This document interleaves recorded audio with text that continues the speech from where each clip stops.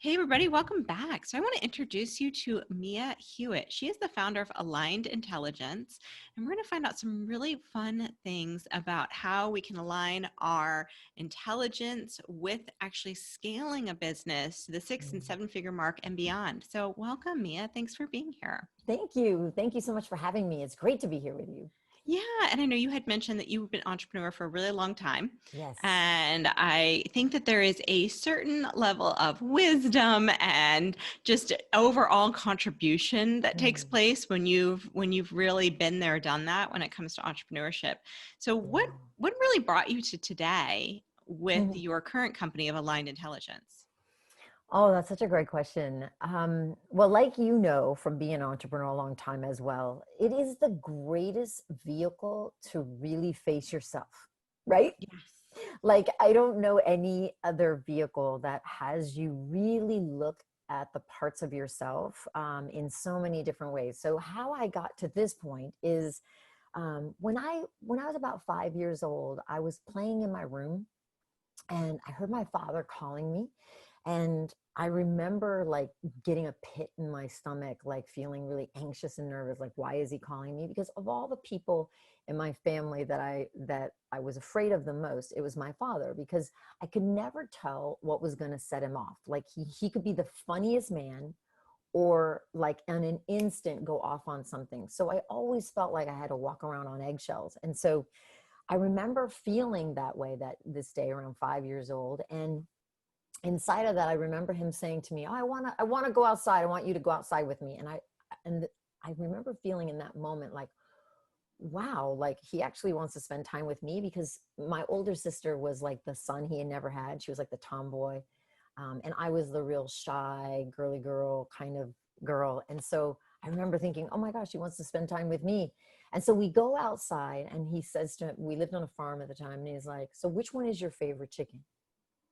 And I remember like going, oh, that's so easy. Like it's always the one I always played with. Right. And so I used to call her Henny Penny, and I was like, oh, that one.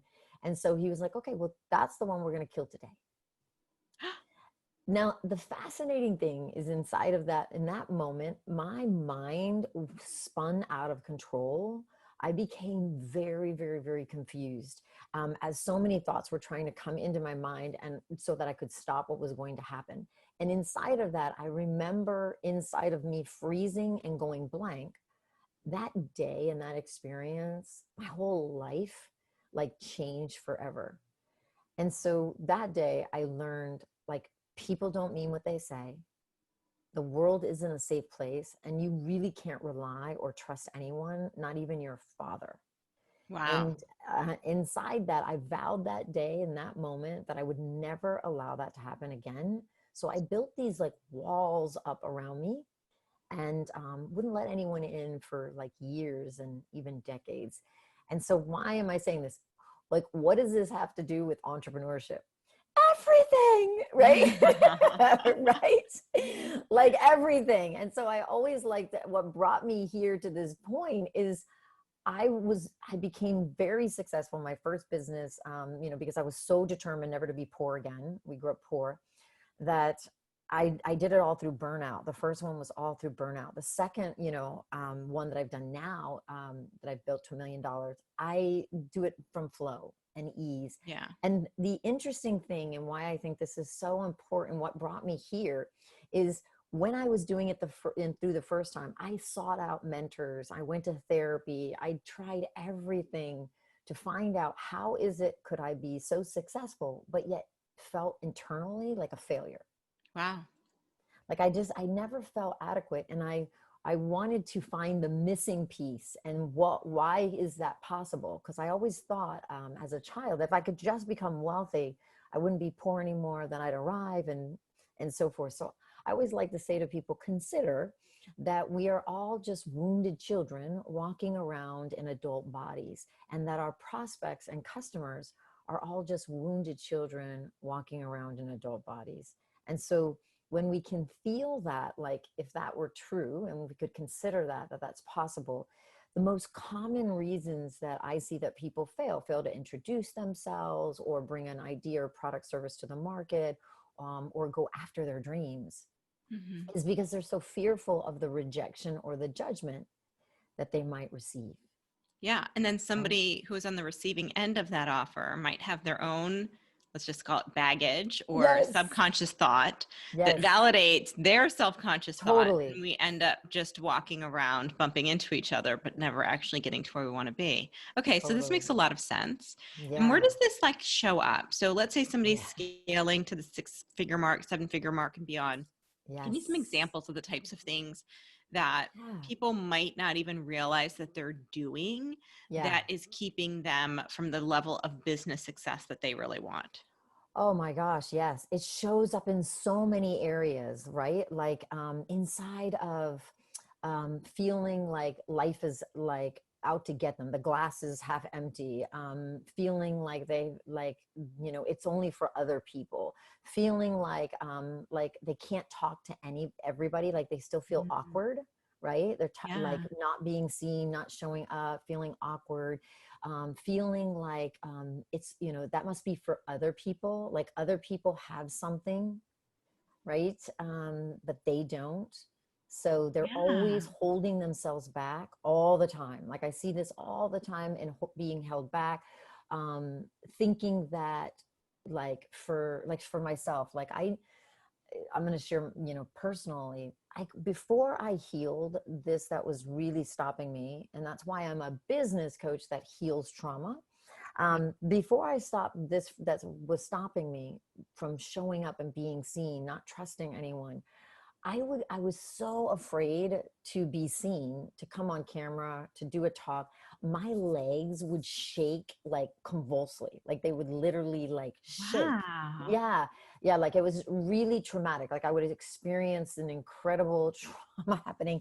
In fact, when I remember like working my way through this, I remember I started in Toastmasters and I, I didn't know why it would happen, but I was just like, so like, I'm going to die. If I don't get this to work and if I don't put food, like if I don't create this to happen, it's not going to happen. So I was so determined to make it happen that back then when I didn't understand what was going on with me, I would go and give a talk and I would warn them ahead of time. Look, my feet are like, I'm going to start shaking.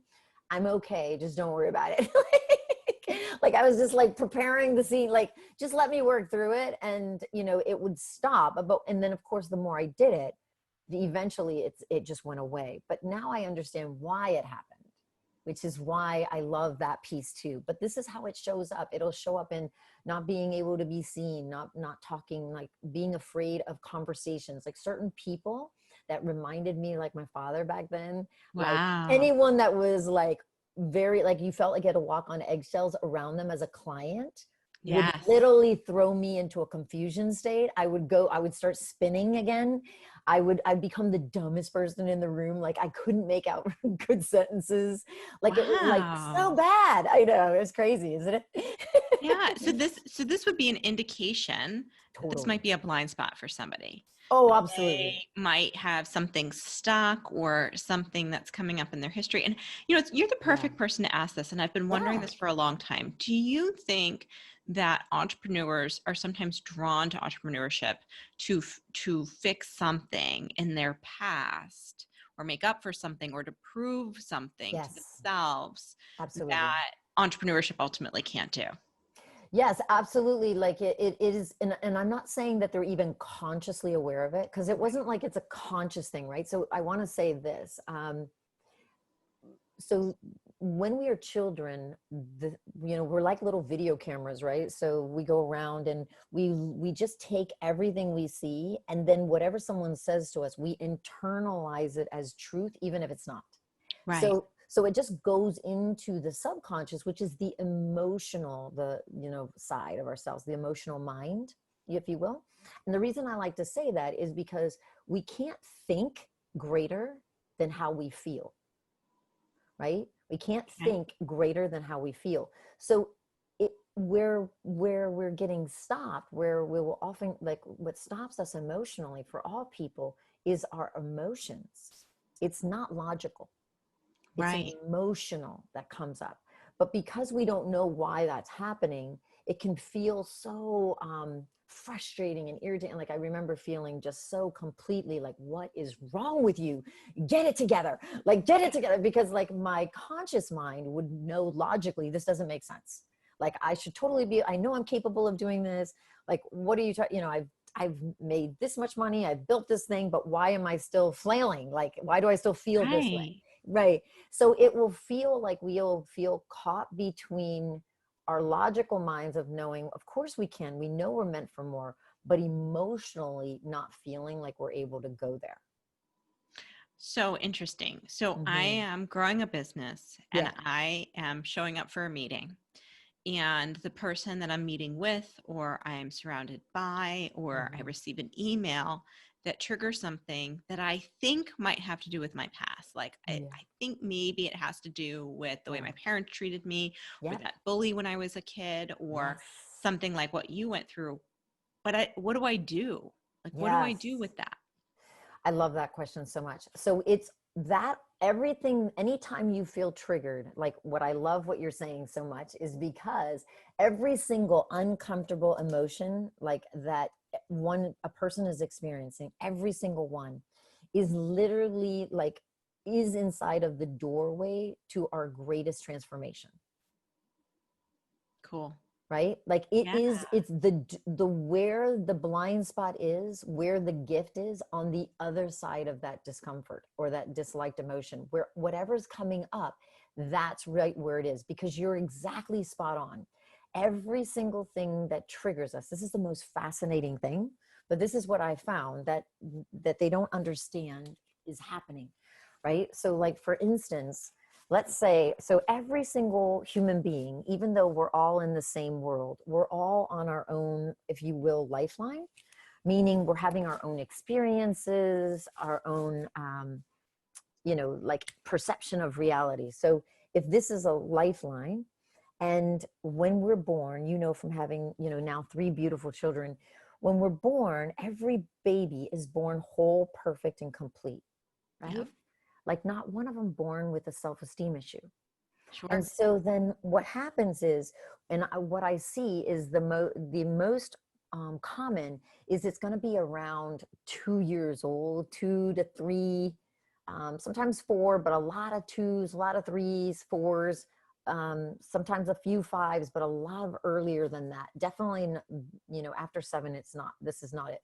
But this is when the first trauma will happen. So the trauma will happen. So they're going along through life, and you're going along through life whole, perfect, and complete. And then you'll go into an experience you didn't even know that could happen.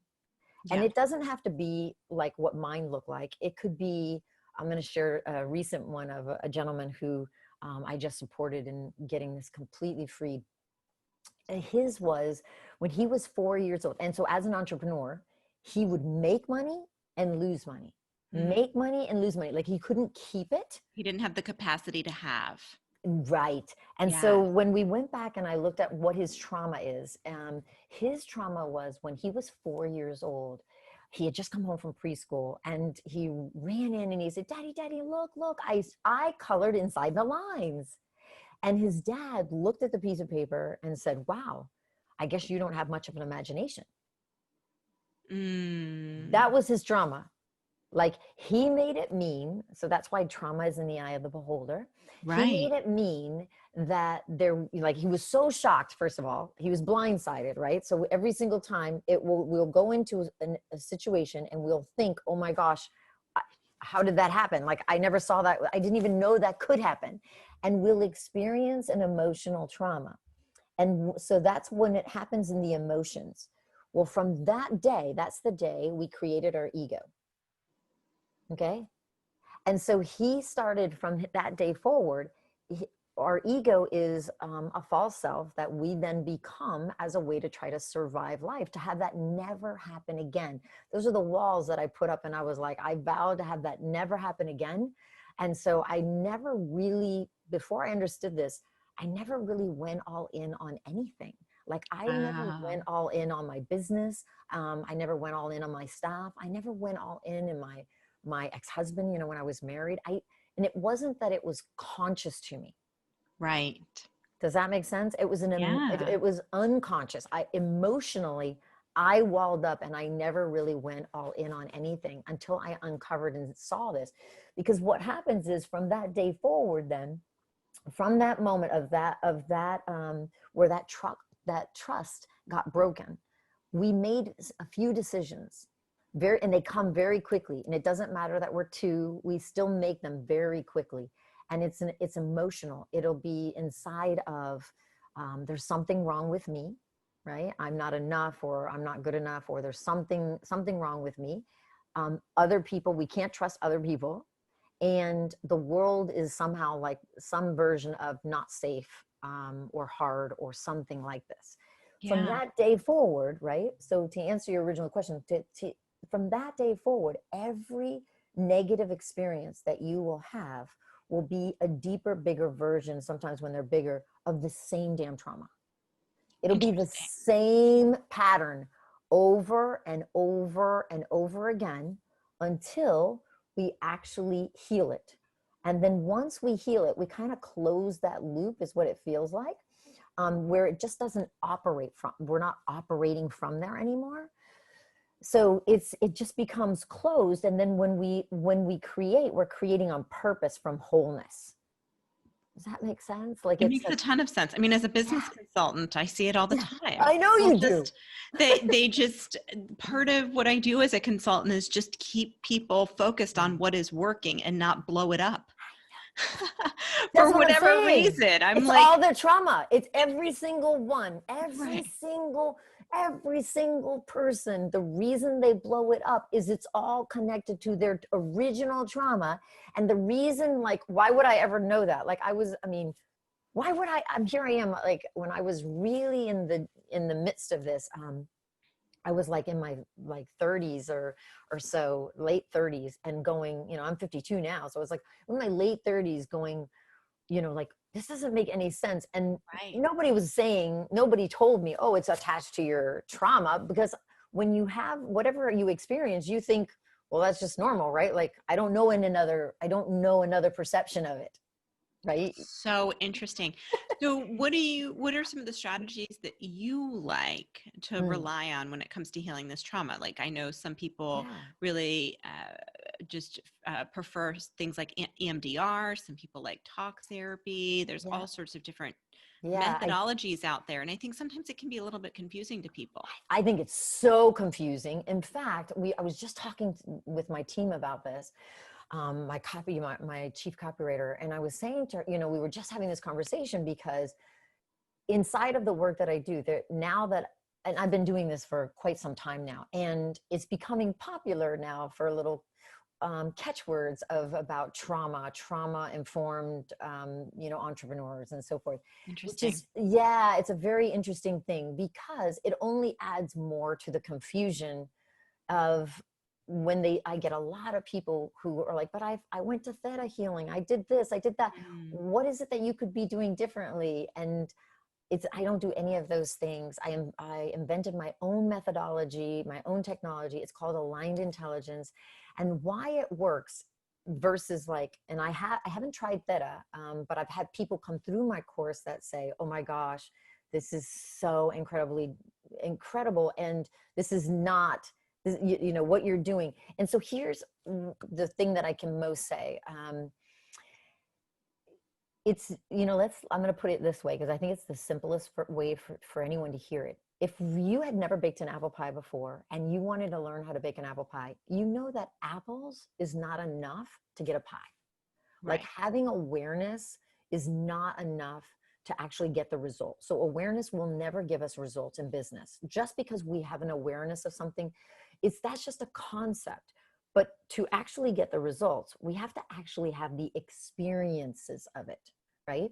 So to get the apple pie, or to really heal this trauma, we have to go from the being aware to then coming over on this side and being able to, my methodology actually allows the individual, it teaches them to be able to self-coach, so that they can actually overcome any obstacle. So they don't need me. I don't teach any kind of, I'm not a a martyr of any way. I don't want people to ever need me to do anything, but I'm the same way. I want to right? teach you how to fish. Yes. I want to teach you how to fish. That's why we're Yeah. entrepreneurs, right?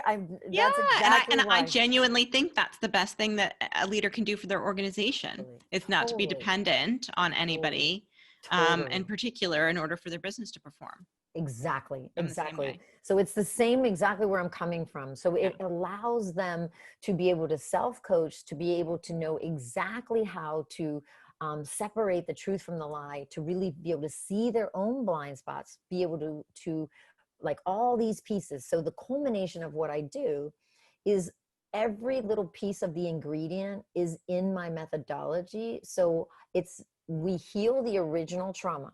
We actually go back and heal that with them, support them in healing it.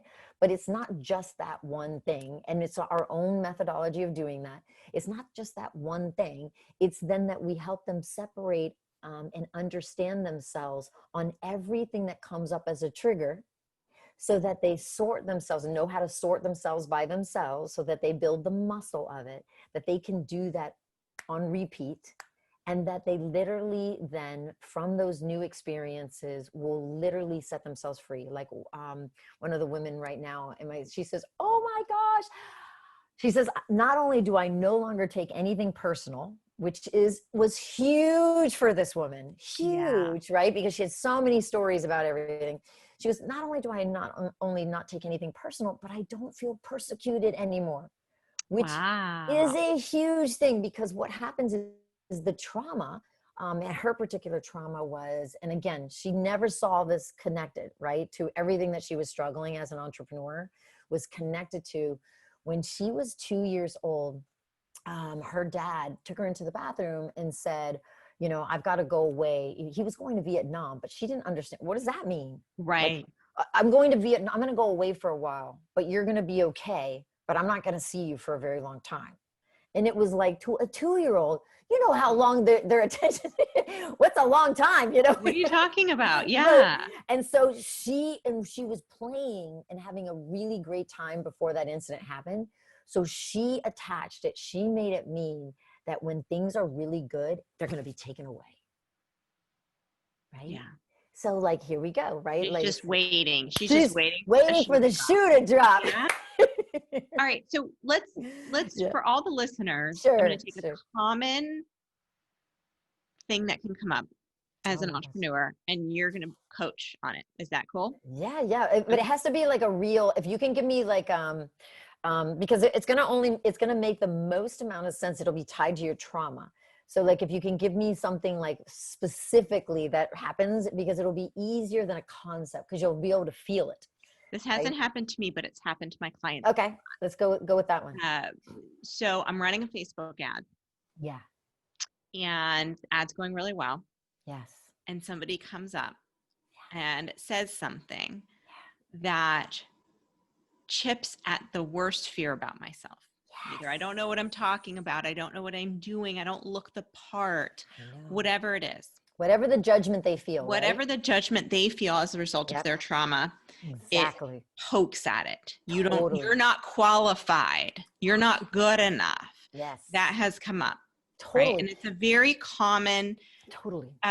attack on a high level business owner, because at Yeah. least they have the guts to run an ad, Yeah. right? Yeah. Yeah. Yeah. Right? The person who's commenting doesn't have the Yeah. guts to actually run an ad to the public and try to Yeah. put their offer out there.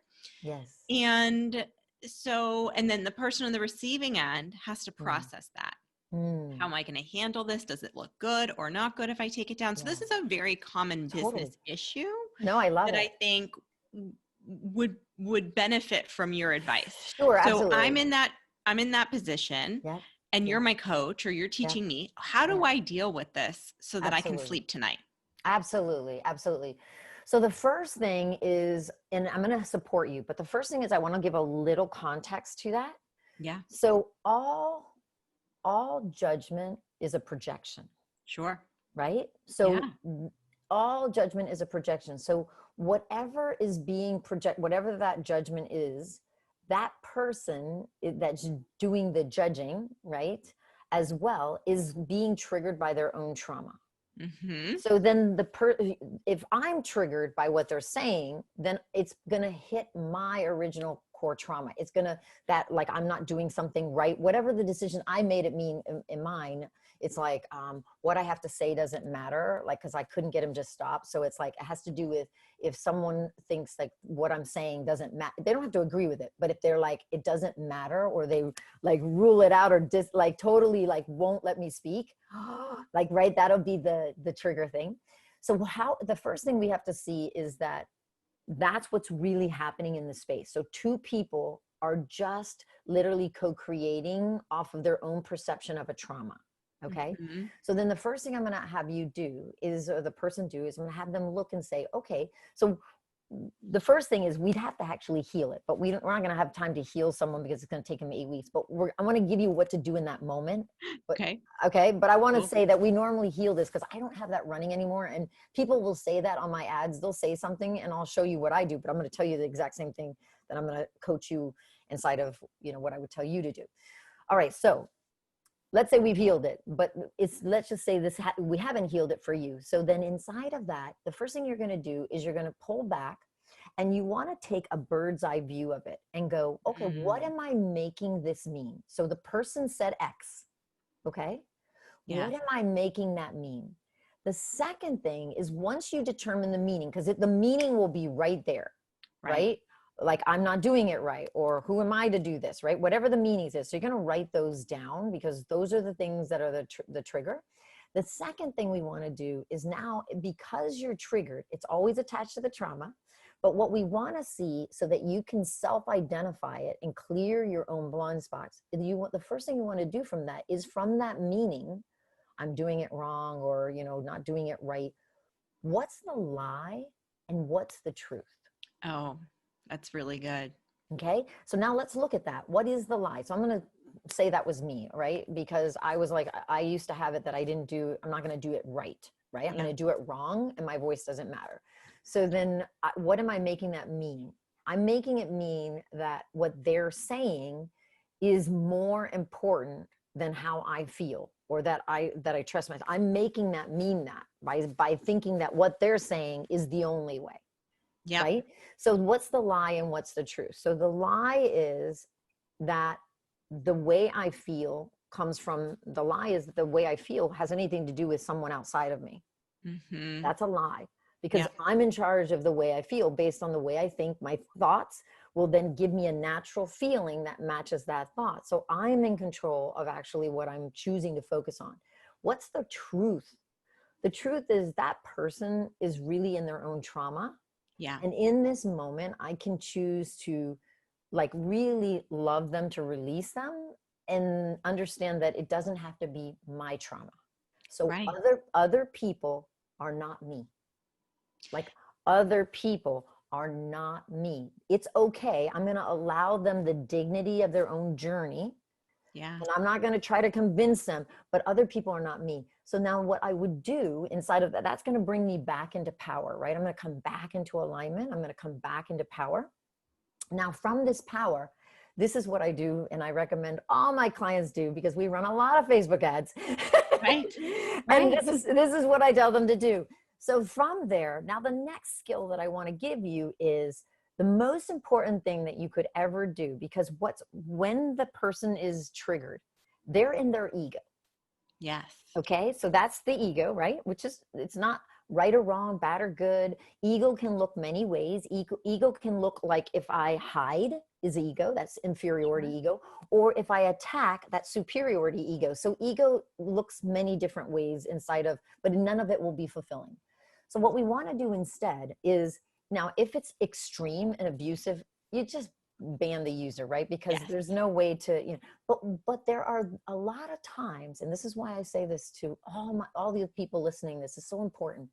If you, inside of my ads, when you watch, all of my clients I always tell them, go watch my ads, watch what I do, because there is huge value. If I told you how many people sign up to work with me just from reading how I respond.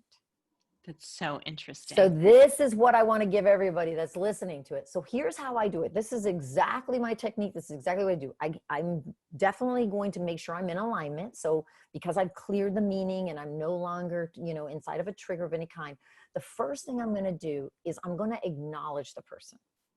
It's the opposite of what you think, right? I'm going to say whatever they said. And when I say acknowledge, I'm going to use their words. I'm not going to use my words, because the one thing I want to really give your listeners is acknowledgement doesn't equal agreement.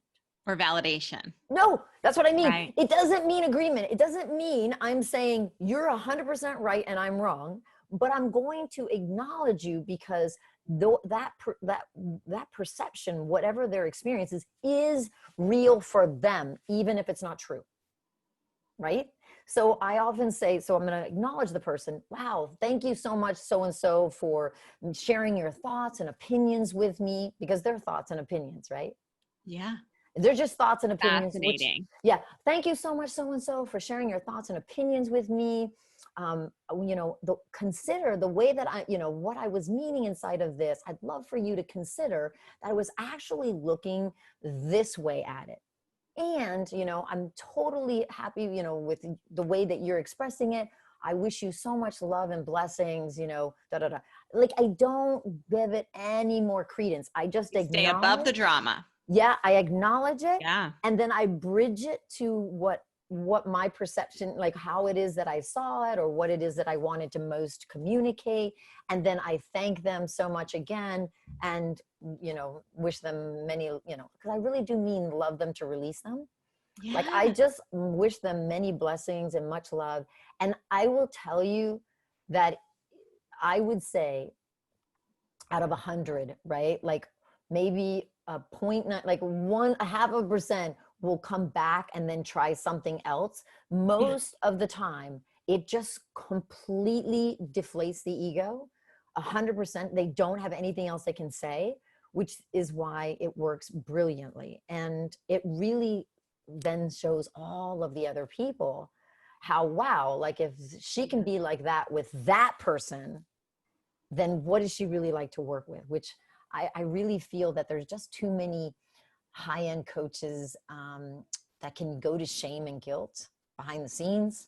Interesting. And yeah. I am not one of those. And I feel like if I would have known more ahead of time of certain coaches that I worked with, that if I knew they did that behind the scenes, I would never have worked with them to begin with, right? So true. What I love about this is that we just totally unpacked something that is part of everyday entrepreneurial life, particularly when you're working at a high level, which is just trolls on Facebook ads. That's right. And you just completely just unpacked it and looked at it from a different perspective, which I think is so, so useful, so helpful. Yeah, good. I could not agree more. Good. In terms of how you handle it, but also how many high ticket consultants, coaches out there are very much using. Now I teach sales and I love helping people with sales, but when it's for good, not when it's playing off of people's disbelief in themselves or guilt or anything like that. It's really, all it does is just, it's a road to nowhere when it comes to growing your business, and it's not the best way to serve humanity with your entrepreneurial gifts. So I'm completely on board with that. Yeah. So just as we kind of wrap up, just one last question before we get into our final set of questions. What are just a couple universal laws that every entrepreneur should just understand and master? Oh, absolutely. There's two. All we need is two. I wrote them all about them in my book. But there's only two that we really need to really make a difference. So the first one is the universal law of polarity. So the universal law of polarity, which I absolutely love. I think this law is so life-changing when you can see this law. But the universal law of polarity says that there is nothing in this universe that exists in a half. So everything exists in a whole, and equal and opposite, right? I've got to change those markers out. So it'll be like this, right? So if it's a complete circle, so meaning if there's an up, there's a down. If there's an in, there's an out.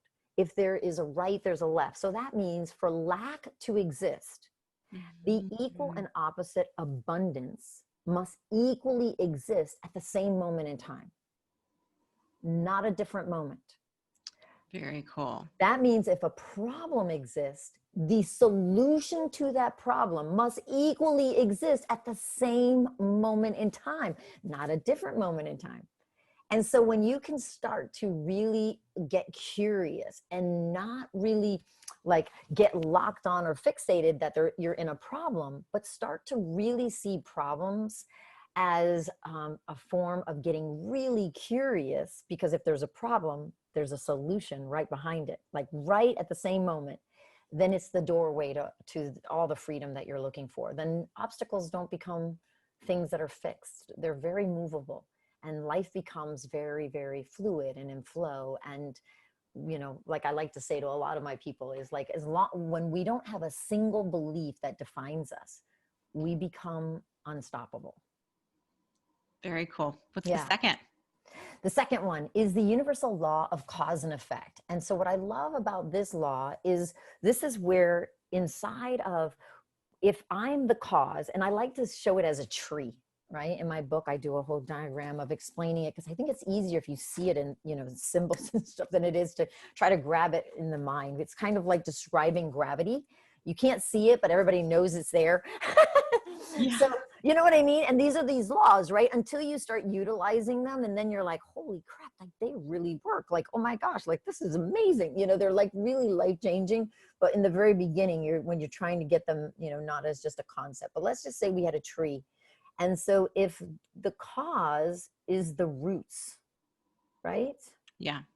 And the leaves and the branches and so forth, this is going to be the effects. And so what's really important about this law is the way that the world really works, and not how we're taught, is everything is working from inside out. Everything starts at a root Mm-hmm. and then shows up. So in reality, results happen in two times. They happen once in the mind and in the emotions, and then an outward manifestation of it, right? On the outside. The mirror is just everything outside of us is a mirror. And Mm-hmm. when we can really fully get that nothing is really in business, nothing is really happening to us. Like I know it can be hard to hear that Yeah. for people, but if you can take on and consider that if it's not happening to us, that it is actually for us in some way, we've Yes. created it, even if we don't know how. We're not going to judge that, right? Because Right. I'm not saying judge it. It's just from complete curiosity and childlike innocence. If you were to just like consider like, why is this showing up? This is so fascinating. Like, why is this Mm-hmm. showing up?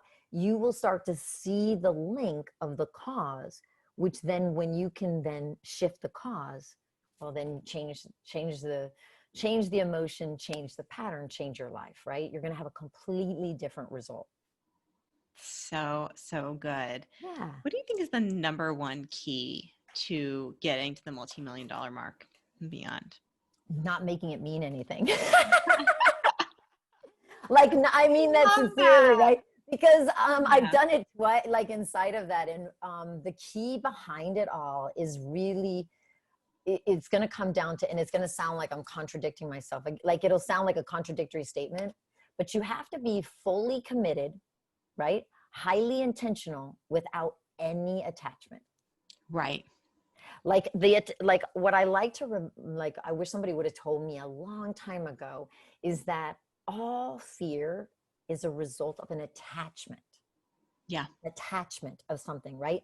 So if I become attached to making multi-million dollars, like, or millions of dollars, that attachment is what will prevent it. Whatever we resist persists, and that's actually what will stop me or hinder me or make it hard or make me suffer and so forth. But if we can totally, like, literally feel what it would feel like to already have that, and then really feel the allowance of it, if we can make it easy. My favorite thing to ask myself, I ask myself this all the time: if this could be easy, how would I make it easy? Yes. Mm. Yes. Gosh, so good. All right, you have so much wisdom to Yeah, share. And if people who are listening want to learn more about your wisdom, your methodology, your sure. approach, where should they go to connect with you? Absolutely. They can get my free book. I have a link they can go to and get my book for free. It's Perfect. called Meant for More: How to Stop Secretly Struggling and Become a Force to be Reckoned with. It's the book I wrote it's the book that I wish that somebody had given me in my 20s. I wrote the book for, you know, if you were given a manual on how life really works and how you work as an entrepreneur and what's going to make your life work in alignment with flow and ease, this is the book. And so it's called, you can get it for free. They can get it for free at miameantformorebook.com. Okay. And then there's a password because it's not available anywhere else. They just want to put in free book with a capital F. So all one word, free Perfect. book with a capital F, and they can get it for free. Perfect. We'll make sure it's in the Yeah, show notes yeah. too, in case Sure, sure. anybody Yeah. wants to, doesn't have a notebook handy or Yeah, they're of course. driving. You can come right to our podcast page and write to Mia's interview, and we'll make sure that's right in the show notes for you. Awesome. Yeah, so great to Yay. connect with you. Thank you so much for being here. I Thank you. loved hearing your perspectives and your experience. And I know it will be a blessing to many. Thank you. Thank you. Thank you so much.